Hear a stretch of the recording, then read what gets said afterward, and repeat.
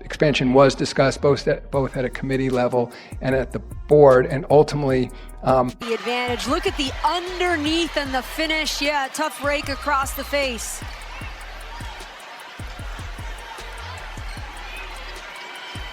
I mean, the athleticism at year 14. Something is happening inside women's basketball right now that nobody saw coming.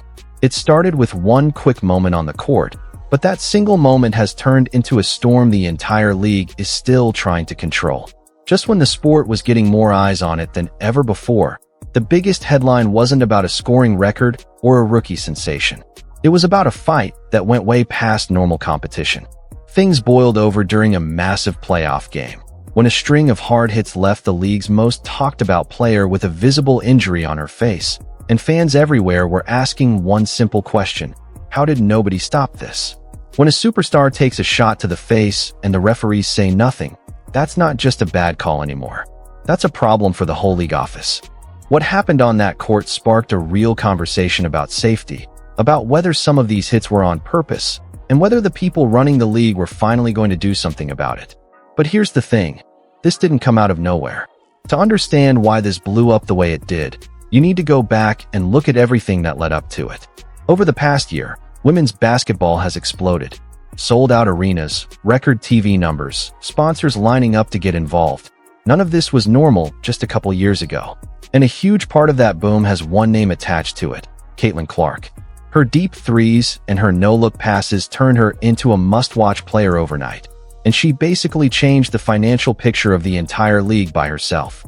But being that famous, that fast, comes with a price. Every night, veteran players lined up to test her, to see how tough she really was. And somewhere along the way, the line between playing hard defense and playing dirty started to disappear. Every single game turned into an event where fans online would slow down the film and study every hit frame by frame. Everyone could feel a collision coming. Nobody thought it would get this ugly. The playoffs opened with the arena buzzing, electric energy in the building. And it took less than one quarter for everything to fall apart. DiJonai Carrington was locked in on defense, playing tight, playing physical. She reached in to try and poke the ball loose, but instead, her hand dragged straight across Caitlin Clark's face and caught her right in the eye. Clark went down hard, holding her face in obvious pain. And the game just kept going. No whistle, no stoppage, nothing. Within minutes, clips of the hit were everywhere online, zoomed in frame by frame, showing exactly how bad the contact was. By the end of the night, Clark had a black eye that everyone could see. Fans weren't just upset about the hit itself. They were floored that referees standing right there didn't call a single thing. The whole internet turned into a courtroom overnight. Was this just a basketball play that went wrong? Or was there something more deliberate going on? As that bruise got darker under Clark's eye, things online got a whole lot louder. And what came out next made everything so much worse. Once the post-game interviews started, the basketball world split straight down the middle. One side said Carrington's arm motion looked unnatural, that there's no excuse for going that high on a defensive play, way above where the ball even was. The other side pushed back, saying basketball is a fast, physical game, and misjudging a steal attempt happens all the time.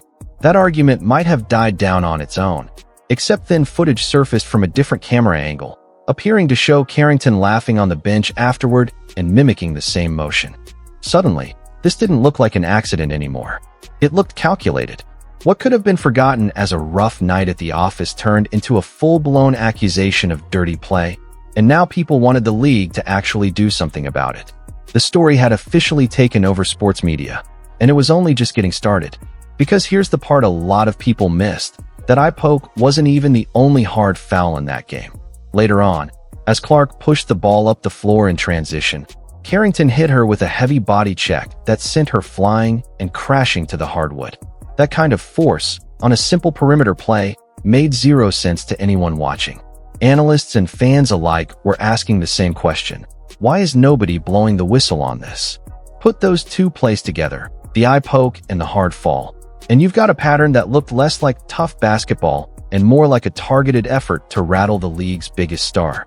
National sports shows spent hours debating whether this had officially crossed into dirty play and calling for the league to step in before somebody got seriously hurt. The heat on Carrington was climbing fast. But what happened away from the court was about to make things even worse for her. To really get why this blew up so big, you have to look at the history between these two. This wasn't the first time Carrington had drawn attention for physical bumps and animated reactions aimed straight at the rookie. She's always played with a tough, physical edge, and that's earned her respect around the league. But people started noticing something. Every single time Indiana and Connecticut matched up, the temperature rose. It stopped feeling like regular competitive basketball and started feeling personal. Add in some pointed social media posts going back and forth, and fans were treating this rivalry like their favorite reality show. Physical rivalries have always been part of basketball's history, but today's sports business runs on protecting its biggest stars, protecting the brand. And once a player's health becomes a financial risk, the conversation moves out of the arena and straight into the boardroom. What happened next sent shockwaves through the entire league office. Even though the WNBA runs its own operations, everyone knows the shadow of the bigger basketball world, and league leadership looms large when huge broadcast deals and worldwide attention are on the line. Years were spent building this league into something with star power, clean marketing, and mainstream appeal, and none of that works if the headlines are about black eyes instead of highlight plays. Word started spreading that top league officials were extremely uncomfortable with how this was all playing out on national television.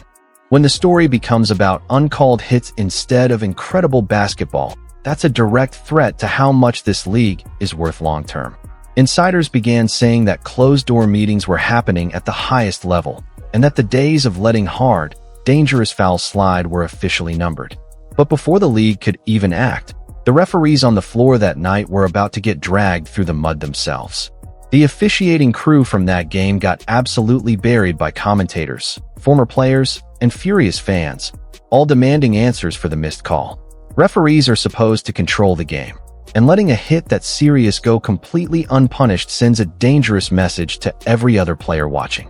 When a defender makes contact that high, near the head, that's supposed to trigger an automatic review for a flagrant foul. It didn't happen, not even close. That failure fed into growing accusations that the officiating wasn't just missing calls. Some fans believed it was flat-out biased, letting veteran players run over young stars without consequence. Since nothing was handled in the moment, the pressure shifted entirely onto league executives to fix it after the fact.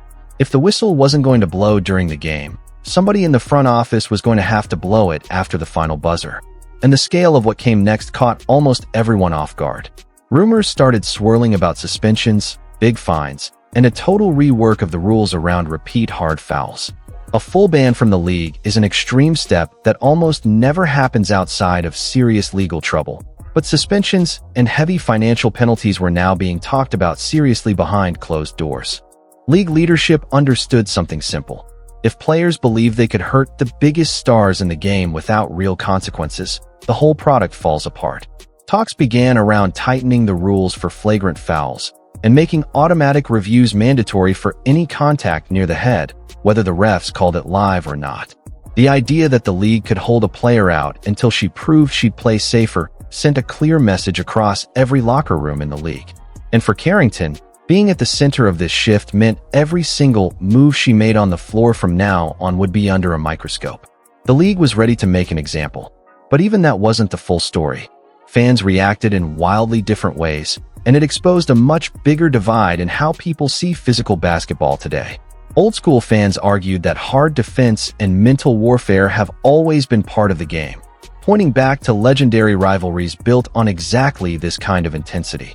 But a newer generation of fans expects a different standard now, one where reckless contact isn't just accepted as part of basketball. Social media turned into a battlefield, with people breaking down every single frame of Carrington's play, her hand movement, her facial reactions, second by second. Carrington herself spoke up, saying her only goal was ever to play hard defense, and that online outrage often twists what actually happened on the floor. But whether that was true or not, public opinion had already made up its mind, and that put serious pressure on the league to act fast. Every future matchup between these two would never feel the same again. There's also a business side to all of this that can't be ignored. Caitlin Clark's arrival brought in massive sponsorship deals, record broadcast contracts, and merchandise sales that lifted the entire league, not just her own team.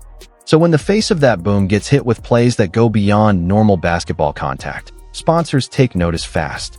Nobody wants their brand tied to unpunished violence.